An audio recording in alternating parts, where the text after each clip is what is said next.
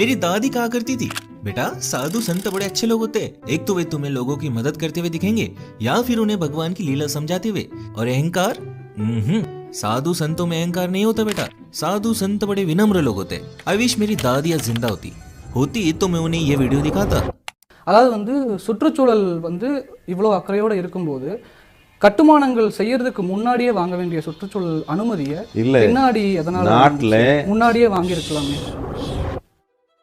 So there is this BBC reporter जो जग्गी वासुदेव से सवाल पूछ रहे हैं कि क्यों उन्होंने अपने आश्रम का कंस्ट्रक्शन करने से पहले फॉरेस्ट डिपार्टमेंट की परमिशन नहीं ली थी। जग्गी वासुदेव के पास इसका कोई जवाब नहीं है। So he does this. Enough, please. இல்ல ஈஷாவோட இதுலயே யுவர் நான்சென்ஸ் யுவர் சேயிங் சுற்றுச்சூழல் அனுமதி வாங்காம வயலேட் பண்ணிட்டோம் அப்படினு சொல்லி அனுமதிக்காக அப்ளை பண்ணிருக்கு। இத பத்தி உங்களோட கருத்து? एंड क्लियरली मेरी दादी गलत थी कि साधु संत विनम्र होते, बट ऐसे एलिगेशंस किसी साधु संत पर सूट नहीं करते। और अचंभे की बात तो ये है कि ये साधु महंगी महंगी बाइक चलाता है, महंगे महंगे कार्स चलाता है, rides helicopters, boats, you name it. दिन में 6 बार कपड़े बदलता है, महंगी महंगी घड़ियां पहनता है, दुनिया घूमता है, हॉलीवुड स्टार्स से मिलता है। ये साधु आज करोड़ों में खेल रहा है और इसके इस लाइफस्टाइल को मेंटेन करने के लिए उसके करोड़ों भक्त उसकी मदद कर रहे हैं। और आप सोचने लगते हो कैसे सदगुरु एक लग्जरियस लाइफ जीते हैं और उनके करोड़ों भक्तों को इससे कोई फर्क नहीं पड़ता, प्लस वे उसे वन वे और अनदर फंड भी करते हैं। कैसे पूरी दुनिया उनके टीचिंग्स को अप्रिशिएट करती है, इंक्लूडिंग बिग सेलिब्रिटीज। कैसे एक व्यक्ति कहता है भगवान की संकल्पना इंसानों ने बनाई है, असल में क्रिएशन शून्यता से आई है और वो शून्यता मैं हूँ। और करोड़ों लोग उस व्यक्ति की इस बात पर यकीन भी कर लेते हैं। लेकिन मैं जग्गी वासुदेव के स्पिरिचुअल बिजनेस में इंटरेस्टेड नहीं हूँ। जग्गी वासुदेव और कमाए, who cares.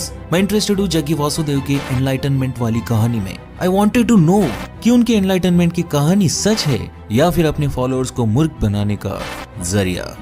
And you know what, I think it is.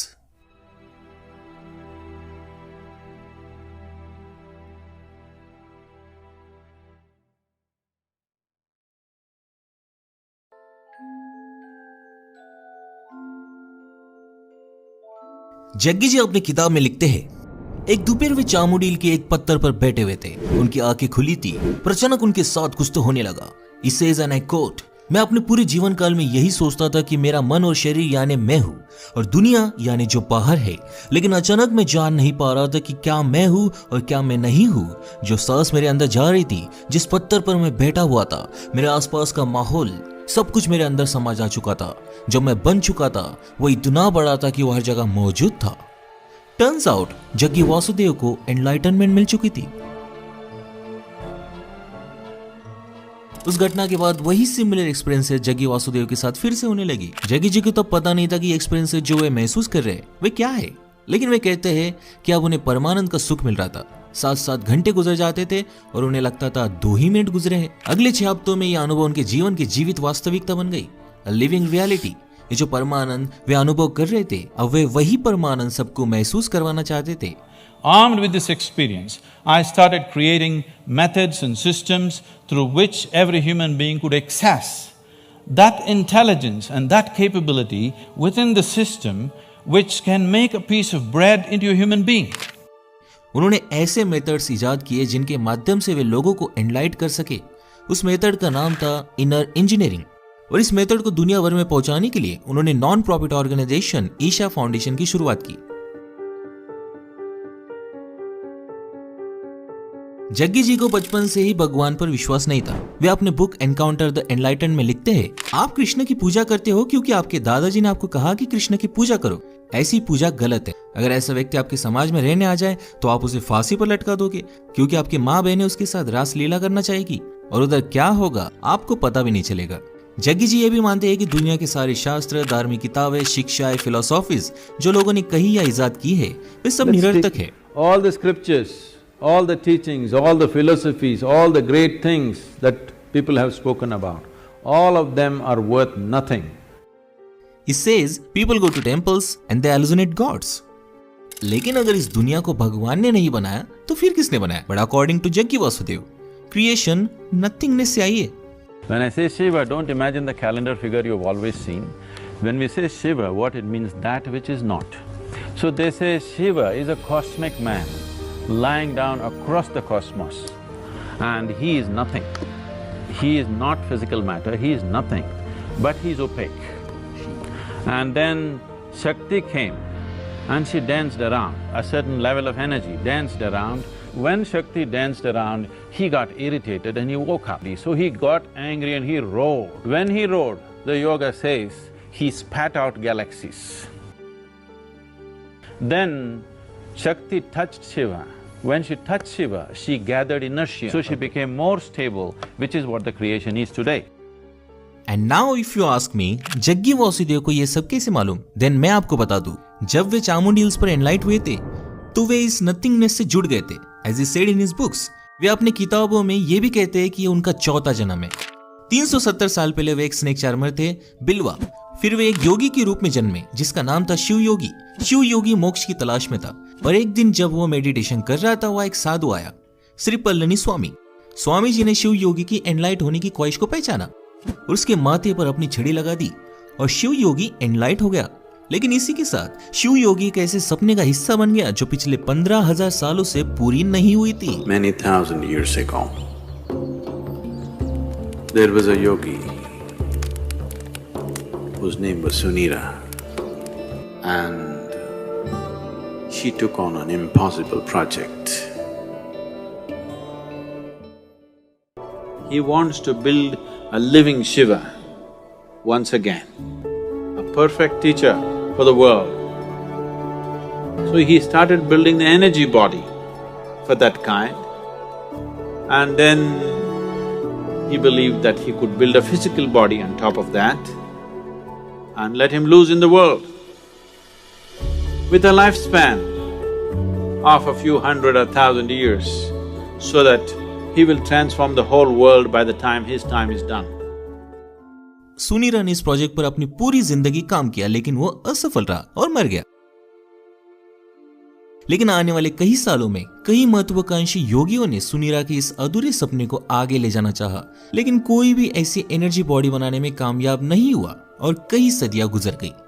वही सुनीरा के इस प्रोजेक्ट पर कई योगियों ने अनुमान लगाया कि इस एनर्जी बॉडी को इंसानी शरीर में बांधना असंभव है, तो उन योगियों ने ध्यान लिंगा में इस एनर्जी बॉडी को क्रिएट करने की कोशिश की, लेकिन कोई भी सफल नहीं हुआ, क्योंकि भविष्यवाणी लिखित थी।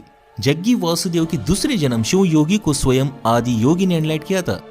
This fabulous crafty man enslaved me for his project. और उन्होंने इस ध्यान लिंगा पर काम करना शुरू किया, लेकिन वे 57 साल की उम्र में चल बसे। जग्गी वासुदेव का फिर एक बार जन्म हुआ एज अ सदगुरु श्री ब्रह्म। श्री ब्रह्म को सुनीरा के सपने के बारे में ऑलरेडी मालूम था और वे ऑलमोस्ट ध्यान लिंगा बनाने में सफल हो ही गए थे, लेकिन ये फुलफिलमेंट फिर से अधूरी रह गई। लेकिन समाधि लेने से पहले उन्होंने अपने अगले जन्म की योजना बना ली थी कि वे किस औरत की कोख में जन्म लेंगे। इवन जो अन्य 2 लोग उन्हें इस कार्य में मदद करने वाले थे, वे भी किन औरतों की कोख में जन्म लेंगे, वे भी जाने से पहले वे नियोजित करके गए थे। और सदगुरु श्री ब्रह्म जी की योजना सही साबित हुई और जग्गी वासुदेव का जन्म हुआ और 2 अन्य लोग जो उन्हें इस कार्य में मदद करने वाले थे, उनका भी नियोजित कोख में जन्म हुआ। एक थी जग्गी वासुदेव की शिष्या जो पिछले जन्म में श्री ब्रह्म जी की शिष्या थी, भारती, और दूसरी थी विजय कुमारी एके विज्जी जो स्वयं जग्गी वासुदेव जी की बीवी थी। अब तीनों ने इस 15,000 साल पुराने कठिन कार्यों को अपने हाथों में लिया। तीनों त्रिकोण आकार बना लेते थे, जिसका एक ही लक्ष्य था कि तीनों की लाइफ एनर्जी से ध्यान लिंगा की 7 ऊर्जा चक्रों को एक्टिवेट किया जाए और आखिरकार ध्यान लिंगा पवित्र हो जाए। लेकिन नियति ने फिर एक बार इस कार्य में बाधा डाल दी और जब ध्यान लिंगा अभिषेक की 95% प्रक्रिया हो चुकी थी और केवल ही के हफ्ते में ध्यान लिंगा एक्टिवेट हो जाता, विजय यानी जग्गी वासुदेव जी की बीवी की डेथ हो गई, जो केवल 31 साल की थी।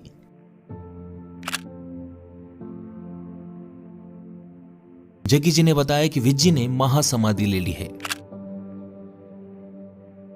This is a nation where there have been thousands of incidents where people have left their body consciously.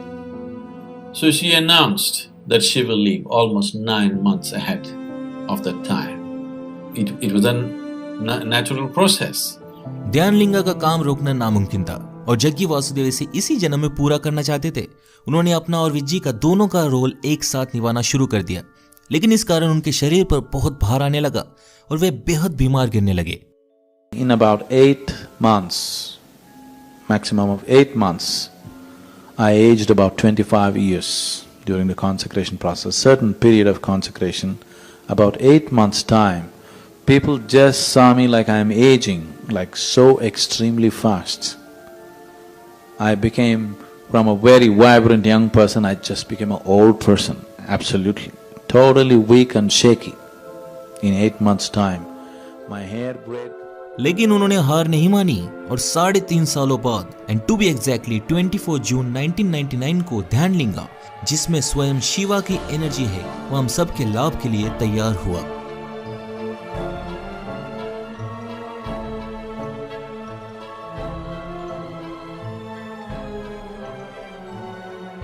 पंद्रह 15,000 साल पुरानी भविष्यवाणी पूरी हुई। जी हाँ, इस जगत गुरु को बनाने का सपना देखने वाले सुनीरा ने यह भविष्यवाणी पहले ही कर दी थी कि हजारों सालों बाद एक योगी आएगा जो इस सपने को पूरा करेगा। वे योगी सदगुरु जग्गी वासुदेव थे। लेकिन एक साथ 2 लोगों का कार्य अपने ऊपर लेने के बाद उनके शरीर को अनेक रोगों ने घेर लिया था और वैसे भी उन्होंने ध्यानलिंगा बनने के बाद 42 साल की उम्र में अपना शरीर छोड़ देने का निर्धार भी कर लिया था। In 8 months' time, my hair grayed completely, my whole body changed, everything happened. Everybody knew anyway I'm going to die shortly.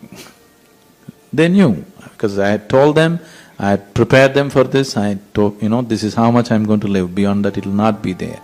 लेकिन उनसे प्रेम करने वाले उनके शिष्य इंक्लूडिंग भारती ने सदगुरु के दाहिने पैर में एक तांबे का पायल चढ़ा दिया, एक अलौकिक धागे के साथ, जो मॉडर्न भाषा में कहूँ तो एक वाईफाई की तरह काम करता है, जो एनर्जीज की लेन देन करता है। सदगुरु के शिष्यों की एनर्जीज सदगुरु के शरीर में इस तांबे के पायल के कारण आती है, जिसने उन्हें आज तक जिंदा रखा है। अगर वे ये तांबे का पायल निकाल दे तो वे मर जाएंगे। This is in many ways keeps me alive, physically alive. Jaggi Vasudev हमेशा से ही सदगुरु थे, बल्कि अपने पिछले के पिछले जन्म शिव योगी के रूप में हुए थे। जब श्री पल्लनी स्वामी जी ने उनके माथे पर छड़ी लगा दी थी, चामुंडी हिल्स पर केवल उन्हें याद आया था कि वे सदगुरु हैं, वे इस व्याप्त नथिंगनेस से जुड़े हुए हैं और वे उसका हिस्सा है। द मोमेंट उनके माथे पर वो छड़ी लगी, वे सर्वज्ञानी बन गए। क्रिएशन से लेकर big bang theory, planetary motion, Darwin theory of evolution, human psychology, the science, history, technology, mathematics, philosophy, religion, black magic, everything you can imagine of. सदगुरु जग्गी वासुदेव को हर चीज का ज्ञान मिल चुका था। He knows everything. When it comes to life, it doesn't matter what you say, what you think, what you do, what I say will happen. When it comes to life, fundamental life.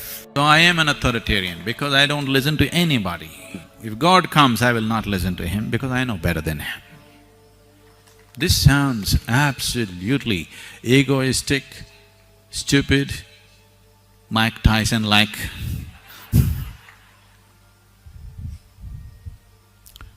But what can I do? It's true.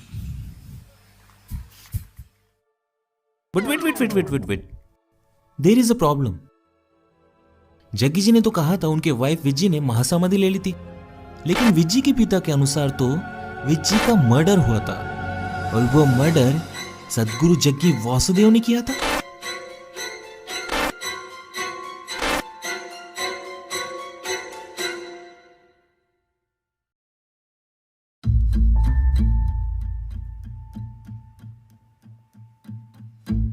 Jaggi जी के अनुसार 31 साल की विजय कुमारी ने 30 जनवरी 1997 को महासमाधि ले ली, लेकिन जग्गी वासुदेव के खुद के ससुर ने यानी विज्जी के पिता ने जग्गी वासुदेव पर उनके बेटी के मर्डर का इल्जाम लगाया और एफआईआर फाइल कर दी। ये खबर उस वक्त इंडियन एक्सप्रेस न्यूज़पेपर ने छापी थी, जिसके अनुसार ईशा आश्रम के योगी जग्गी वासुदेव पर उनकी बीवी विजय कुमारी उर्फ विज्जी के मर्डर के मामले में चार्जेस लगाए गए हैं। पुलिस को दिए गए कंप्लेंट में विज्जी के पिता टीएस गंगना जी को लगता है उनकी बेटी की मौत में कुछ तो गड़बड़ है। लास्ट टाइम उनकी बेटी उन्हें 15 जून 1996 को मिली थी और 23 जनवरी 1997 को उन्हें जग्गी वासुदेव द्वारा मैसेज मिला कि उनकी बेटी मर चुकी है और गंगना जी के कई बार रिक्वेस्ट करने के बावजूद जग्गी वासुदेव ने विज्जी के लाश को जल्दबाजी में जला दिया 24 की सुबह गंगना जी के आने से पहले। उन्होंने ये भी कहा कि उनकी कम्युनिटी में लाश को जलाने की प्रथा है ही नहीं। जग्गी ने जानबूझकर लाश को जला दिया ताकि सारे सबूत मिट जाए। गंगना मानते हैं कि जग्गी ने अपनी बीवी का मर्डर किया है क्योंकि उनका आश्रम के किसी शिष्य के साथ अफेयर था। गंगना जी के कंप्लेंट के आधार पर केस दर्ज की जा चुकी है, लेकिन पुलिस आश्रम पहुंची तो गॉडमैन जग्गी यूएस से चले गए थे। इन्वेस्टिगेशन जारी है। लेकिन पुलिस के इन्वेस्टिगेशन के अनुसार उन्हें कोई सबूत नहीं मिला क्योंकि बॉडी ऑलरेडी जल चुकी थी। तो पुलिस ने लैक ऑफ एविडेंस के कारण केस को बंद कर दिया और एक फाइनल रिपोर्ट बनाई। लेकिन इस फाइनल रिपोर्ट में उन्होंने विज्जी के पिता टी.एस. गंगना जी द्वारा बताई गई बातों पर कोई इन्वेस्टिगेशन नहीं की थी। जैसे उन्होंने कहा था, जग्गी वासुदेव का आश्रम के किसी लड़की के साथ अफेयर है, लेकिन किसी से भी पूछताछ नहीं की गई। इवन जो लोग वहां समाधि एवं अंतिम संस्कार के वक्त मौजूद थे, उनसे भी कोई पूछताछ नहीं की गई। बट थिंक अबाउट इट, आप इन सारी बातों के बारे में लॉजिकली सोचो, क्यों जग्गी वासुदेव ने विज्जी के पिता और उसके 2 बहनों के आने का इंतजार नहीं किया, जबकि उन्होंने जग्गी जी से बार बार रिक्वेस्ट की थी कि उनके आने तक विज्जी का अंतिम संस्कार ना किया जाए। विज्जी के पिता के अनुसार उनकी कम्युनिटी में लाश को दफनाया जाता है, पर जग्गी जी ने लाश को जलाया। और ये तो सबको पता है कि समाधि लिए हुए व्यक्ति को गहरे गड्ढे में दफनाया जाता है। फिर बॉडी को जलाया क्यों गया और अंतिम संस्कार सुबह 4 से 5 बजे के बीच में क्यों की गई थी? इतनी क्या जल्दी थी? और जब उन्होंने साफ कहा है अपनी किताब में कि विज्जी की समाधि के बाद उन्हें 2 लोगों की एनर्जी खुद क्रिएट करनी पड़ी थी और इसी कारण वे भयानक पीड़ा से गुजर रहे थे।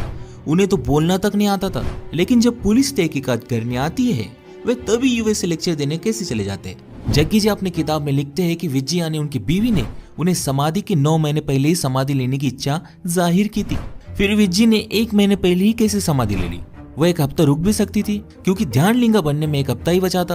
और विज्जी अगर समाधि लेने वाली थी तो उसने अपने माँ बाप बहनों को क्यों नहीं बताया था कि वो समाधि लेने वाली है, जबकि वो उन्हें मिलने भी गई थी।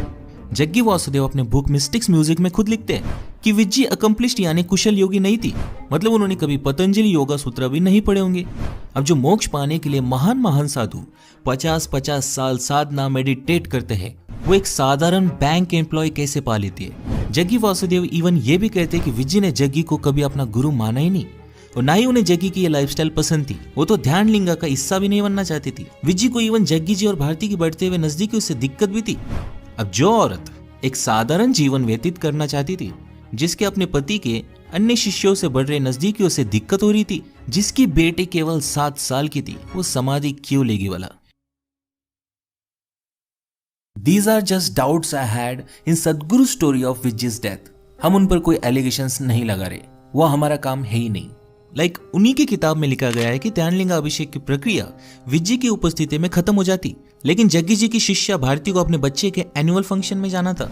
कितनी मूर्खता वाली बात है ये। क्या भारती को मालूम नहीं था कि ये ध्यानलिंगा कितना बड़ा प्रोजेक्ट है, उसकी इंटेंसिटी क्या है, कि ये 15,000 साल पुरानी प्रोफेसी है? कई योगी इसमें असफल हो गए। जग्गी वासुदेव को 4 जन्म लेने पड़े। खुद भारती का ये दूसरा जन्म था। उसका जन्म ही ये कार्य पूरा करने के लिए हुआ था और वो अपने बच्चे के स्कूल फंक्शन में चली गई थी। रियली आई वंडर, 15,000 साल पुरानी प्रोफेसी, जग्गी जी के 4 जन्म, और उनके पास ऑप्शन था कि वे स्पेशल लोगों को स्पेशल कोक में पैदा कर सकते हैं। देन उन्होंने 2 मामूली लड़कियों को क्यों चुना इतने बड़े कार्य के लिए? इतने बड़े कार्य के लिए तो किसी अकम्प्लिश्ड योगी को चुनना चाहिए था। ये सारी कहानियां, ये सारे फैक्ट्स किसी दंत कथा जैसे नहीं लगती जो किसी 6 साल के बच्चे ने लिखी हो। जग्गी जी ने खुद कहा है कि ध्यानलिंगा के अभिषेक प्रक्रिया के बाद वे बीमार गिर गए थे और उन्होंने अपने एंकल बोन को खुद अपनी शक्तियों से ठीक किया था। इवन अपना अस्थमा भी 1 घंटे में ठीक कर दिया था। In a field hockey game, I fractured my left ankle. I was in excruciating pain, and by then I had also become a chronic asthmatic, and I had a very severe bout of asthma. I sat down with my eyes closed for about little more than an hour. When I came out, my asthma left me, never to come back again. And above all, my fractured leg was perfectly okay in little more than an hour's time. लेकिन इस interview में वे ये कहते हैं, So 3 years ago, it so happened, I was playing soccer with the kids and I tore my left knee. Then the only damn game I can play is golf. साक्षात भगवान अपनी नी bone ठीक नहीं कर पा रहा और दुनिया भर में अस्थमा के आज 262 मिलियन पेशेंट्स है।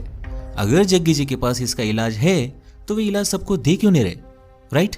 अगर जग्गी वासुदेव ने पहले ही प्लान किया था कि ध्यानलिंगा अभिषेक के बाद वे 42 साल की उम्र में अपना शरीर छोड़ देंगे, तो उन्होंने शादी क्यों की थी और अपने बेटी को जन्म ही क्यों दिया था, जबकि उन्हें पता था कि उनके मरने के बाद उनकी बीवी विधवा हो जाएगी और उनकी बेटी अनाथ। लेकिन वे अपनी शादी को भी जस्टिफाई करते हैं, कहते हुए कि ऋग्वेदा में लिखा गया है कि ध्यानलिंगा का अभिषेक एक ऐसा ही योगी करेगा जो गृहस्थ योगी हो, यानी शादीशुदा योगी हो। मैंने इस बात की पुष्टि करने के लिए अपने दोस्त के दादाजी से बात की, जो हिंदू स्क्रिप्चर्स के ज्ञानी है, और उन्होंने मुझे कहा ऐसी कोई भी चीज ऋग्वेदा में नहीं लिखी गई है और ना ही ध्यानलिंगा टर्म का कोई जिक्र है। उन्होंने मुझे बताया कि सुनीरा नाम की योगी का न योगिक कल्चर में, न धर्म ग्रंथों में, न उपनिषदों में और ना ही वेदों में कोई जिक्र है। और सबसे मजे की बात तो यह है, जिन वेदों में जग्गी जी ध्यानलिंगा का होने का जिक्र करते हैं ना, वे हिंदू वेद पुरानी केवल 5000 साल पुराने हैं और जग्गी जी की कहानी 15000 साल पुरानी है। Okay, for a moment let's believe Jaggi ji की यह ध्यानलिंगा वाली कहानी सच है। So according to that, Dhyanalinga साक्षात लिविंग शिवा है, वही शिवा जो इस नथिंगनेस में समाये हुए है, जिनके अंदर से ये दुनिया क्रिएट हुई है। He is a creator. लेकिन जग्गी जी ये भी कहते हैं कि अब उस ध्यानलिंगा में और उनमें कोई फर्क नहीं बचा है। So if A is equal to B and B is equal to C, then A is equal to C, right? मतलब अब जग्गी वासुदेव इस दुनिया के क्रिएटर बन चुके हैं। Where is the logic? And do you believe this shit? ये सारी कहानियां, ये सारे फैक्ट्स मुझे एक ही संशय की ओर ले गई कि जग्गी वासुदेव जी का, सदगुरु जी का एनलाइटनमेंट सच है भी कि नहीं। और जब मैंने उनका इतिहास खंगाला तो मुझे सब समझ गया। जग्गी जी की वो कहानी याद है जब वे पिछले जन्म में शिव योगी थे। उनके गुरु श्री पल्लनी स्वामी जी ने उनके माथे पर छड़ी लगा दी थी और वे एनलाइट हो गए थे। बस इस कहानी में एक ही झूठ है, वो गुरु श्री पल्लनी स्वामी जी नहीं बल्कि भगवान श्री रजनीश जी थे, Osho.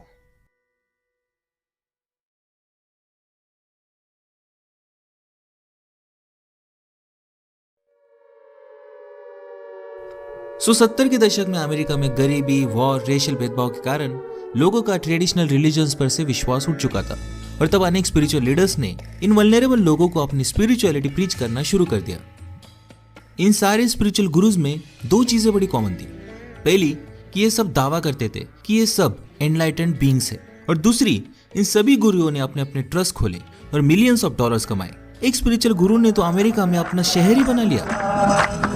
In the northern part of Oregon, there used to be a little town called Antelope. Yesterday, the voters in Antelope decided to change the town's name to Rajneesh. It is a political victory for followers of the Indian guru, Bhagwan Sri Rajneesh. Change has been coming, and today, Antelope awoke to a red dawn. Osho की ख्याति पूरे दुनिया में फैल गई थी और ओशो के इस ट्रैक रिकॉर्ड के नोट्स इंडिया में बैठा एक व्यक्ति ले रहा था, जग्गी वासुदेव। और उसे आइडिया आया कि क्यों ना मैं भी एक स्पिरिचुअल गुरु बन जाऊं। It is easy and it can make you rich. Jaggi Vasudev privileged family से आते थे और उनका पोल्ट्री फार्म का बिजनेस भी था। जग्गी जी अनेक बार दावा कर चुके हैं कि उन्हें 12 साल की उम्र से योगा और मेडिटेशन की नॉलेज थी और उनका आज मेन प्रोडक्ट भी उसी के अराउंड रिवॉल्व करता है, विच इज इनर इंजीनियरिंग और ईशा योगा। लेकिन सच तो यह है कि जग्गी जी 1984 में ऋषि प्रभाकर से सिद्ध समाधि योगा सीखने गए थे। न्यूज लॉन्ड्री को आंध्र प्रदेश बेस्ड एक योगा टीचर ने बताया कि जग्गी वासुदेव और वे गोमतागिरी मैसूर में ऋषि प्रभाकर से सिद्ध समाधि योगा सीखते थे और जग्गी ने ऋषि प्रभाकर को 1984 में ज्वाइन किया था, जहां वो अपने बीवी से भी मिले थे। उनका इसके पहले योगा से कोई भी नाता नहीं था। ऋषि प्रभाकर ने जग्गी जी को कोयम्बतूर में अपना सेंटर खोलने के लिए भेजा था, लेकिन जग्गी जी ने सिद्ध समाधि योगा को रीपैकेज करके उसका नाम ईशा योगा रख दिया और अपना खुद का सेंटर खोल लिया। And the rest is history. You would think इतना काफी है उनकी फर्जीगिरी साबित करने के लिए, बट हमारे पास और भी सबूत है। But let me tell you, इन स्पिरिचुअल गुरुज का मेन प्रोडक्ट योगा या मेडिटेशन नहीं होता, बल्कि एनलाइटनमेंट होती है। ये लोगों को एनलाइटनमेंट भेजते हैं। जग्गी ये बखूबी जानते थे और उन्होंने भी अपनी एनलाइटनमेंट की, अपनी सर्वज्ञानी होने की स्टोरी बनाई। लेकिन जग्गी वासुदेव ने ओशो की पूरी नकल कर ली, और नकल कितनी भी अलग हो, समझ तो आ ही जाती है। लाइक जग्गी जी दावा करते हैं कि उन्होंने कोई वेदास या स्क्रिप्चर्स नहीं पढ़े और ना ही कोई philosophies. I have neither read the Gita, nor the Vedas, nor the Upanishads, nor even the Yoga Sutra. Because उन्होंने ये स्क्रिप्चर्स डायरेक्टली नहीं पढ़ी है, उन्होंने ये स्क्रिप्चर्स ओशो की किताबों के माध्यम से पढ़ी है। मोस्टली वो जो कहते हैं वो अधिकांश ओशो की कोट्स, ओपिनियंस, एनेक्डोट्स के रिपीटेशंस होते हैं, even choices of words. you clearly disturb people who see those sort of statements as profound, profane. I love to disturb people. A guru is somebody who disturbs the fundamental aspects in you. I am not going to console anybody.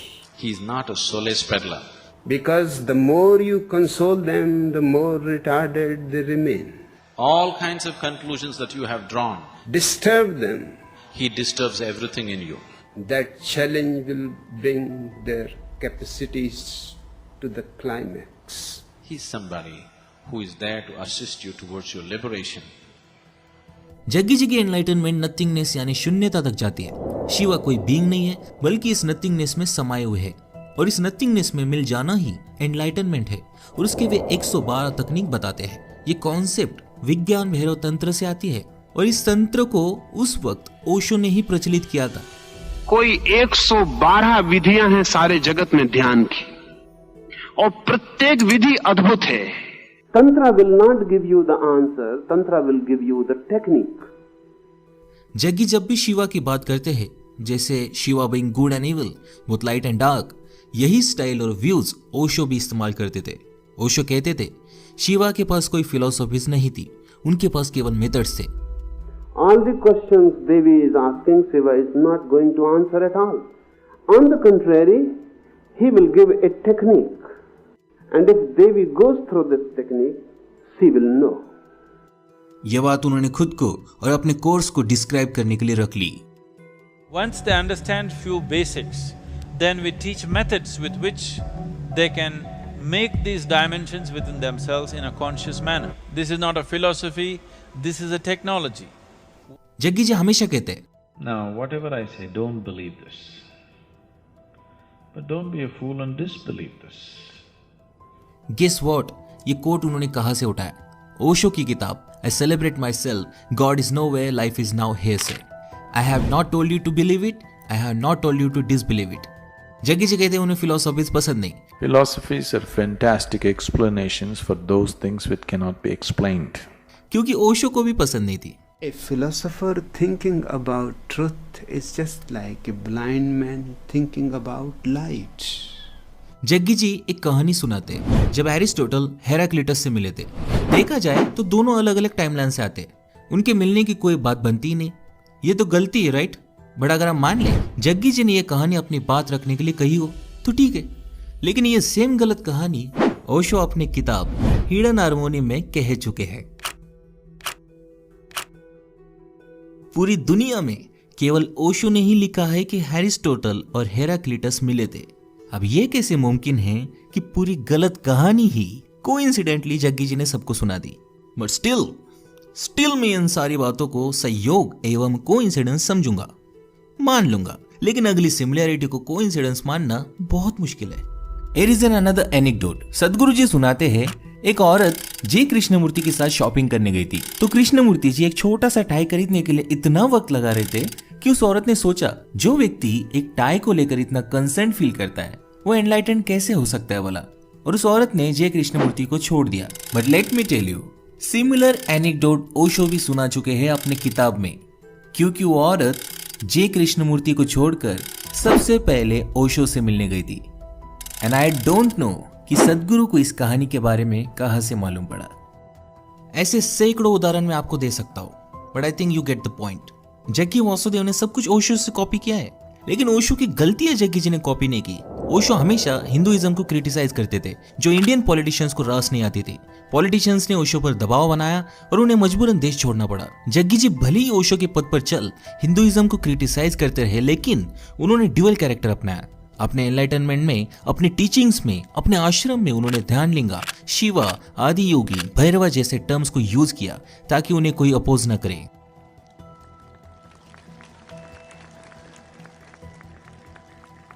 अब हालांकि spirituality और religion का कोई नाता नहीं होता, लेकिन जग्गी वासुदेव ने साइंस, हिंदुइज्म और स्पिरिचुअलिटी इन तीनों का मिश्रण बनाया है अपनी एनलाइटनमेंट की कहानी बनाने के लिए। बिकॉज जग्गी जी जानते हैं कि इस देश में अपना स्पिरिचुअल बिजनेस चलाना है तो इन बाबाओं की तकनीकें इस्तेमाल करना आवश्यक है। बस सत्य साईं बाबा हाथ की सफाई से चमत्कार दिखाते थे और जग्गी वासुदेव कोबरा का जहर पीकर चमत्कार दिखाते हैं।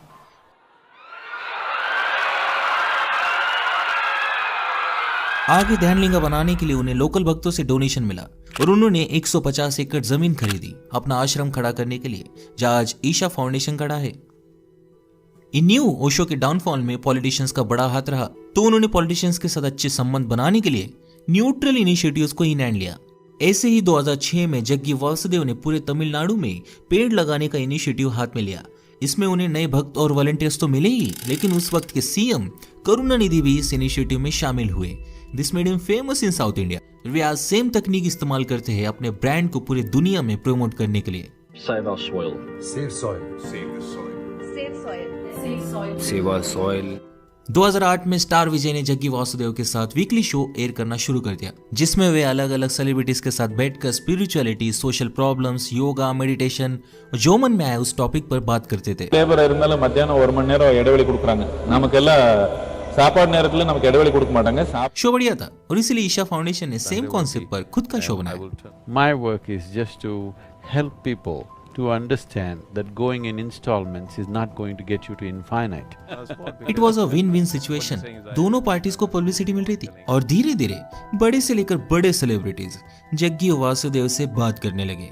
You can't even imagine. Namaskaram, good morning Matthew. Good morning, Sadhguru. How are you, man? I'm good, man. Where you So finally Jaggi Vasudev ji ने अपना ईशा एम्पायर खड़ा कर दिया, जहां आज वे करोड़ों रुपए कमाते हैं। एक झूठी एनलाइटनमेंट की कहानी ने जग्गी जी को इस मुकाम तक पहुंचा दिया। आज जग्गी जी के करोड़ों फैंस हैं दुनिया भर में, लाखों पार्ट टाइम वॉलंटियर्स और हजारों फुल टाइम वॉलंटियर्स जो फ्री ऑफ कॉस्ट काम करते हैं उनके आश्रम में। जग्गी वासुदेव ने सिंपली अपने पोल्ट्री और कंस्ट्रक्शन बिजनेस को स्पिरिचुअल बिजनेस में ट्रांसफर कर लिया।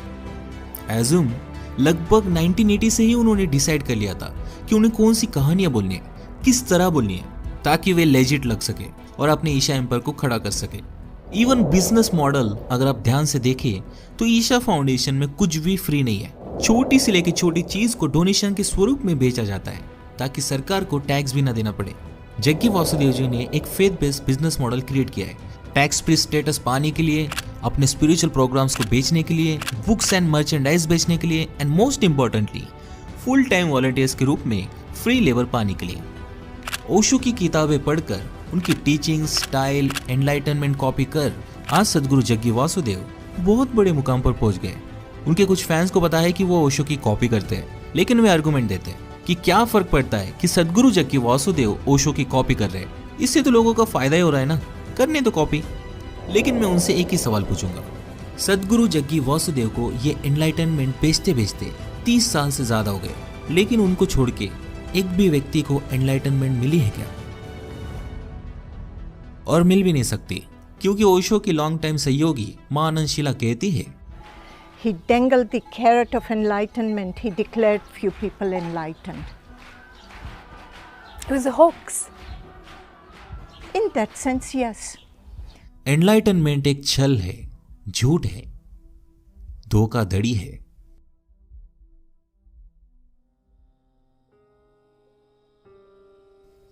टू बी ऑनेस्ट, लोगों को ब्रेन वॉश करना बहुत आसान होता है, इतिहास गवाह है। बस आपके पास ऐसी कहानी होनी चाहिए जिससे आप गलीबल वल्नरेबल लोगों को बेच सके, और क्या फर्क पड़ता है वो कहानी सेकंड हैंड ही क्यों ना हो, राइट? एंड मुझे कोई दिक्कत नहीं है कि लोग अपने आप को जग्गी वासुदेव के पास सरेंडर कर रहे हैं। अगर आपको मदद हो रही है देन प्लीज आप जाइए, लेकिन इतना जरूर याद रखिए, आश्रम में आपको एक कोर्स के बाद दूसरा कोर्स खरीदने के लिए ब्रेन वॉश किया जा सकता है, और आखिर में आपको अपनी रियल लाइफ छोड़कर आश्रम में संन्यास लेने कहा जा सकता है, जबकि जग्गी वासुदेव खुद एक लग्जरियस लाइफ जीते और उनकी बेटी शादीशुदा है। आज कई पेरेंट्स अपने बेटे बेटियों को पाने के लिए मदद की गुहार लगा रहे हैं। First daughter, marriage and divorce, and then another one, marriage, and then take some jewels, Isha yoga, and he settled child. लेकिन उनकी कोई नहीं सुन रहा, उनके बच्चे ब्रेन वॉश हो चुके हैं। Namaskaram. I'm Mayu from Isha Yoga Center. Mamati. This is regarding the allegation that our parents have given that we are staying here against our wishes and we've been forced to stay here. I would like to clarify that I'm here out of my own wish and my interest. I'm here because this is the only thing that would give me fulfillment and happiness. And I chose this out of my own will and nobody has forced me or compelled me to stay here. मुझे कोई दिक्कत नहीं कि लोग Isha foundation में जाकर महंगे महंगे कोर्सेज खरीदते, आश्रम में वक्त बिताते, लेकिन तकलीफ तो गरीब को हो रही है ना। मुझे कोई दिक्कत नहीं कि यूथ जग्गी वासुदेव को पसंद करती है, लेकिन जग्गी वासुदेव का विजडम आपको मूर्ख बना सकता है। That I'm sure. If a woman delivers a male child, the quality of the milk that she produces is in a certain way. If she delivers a female child, the quality of the milk is totally different.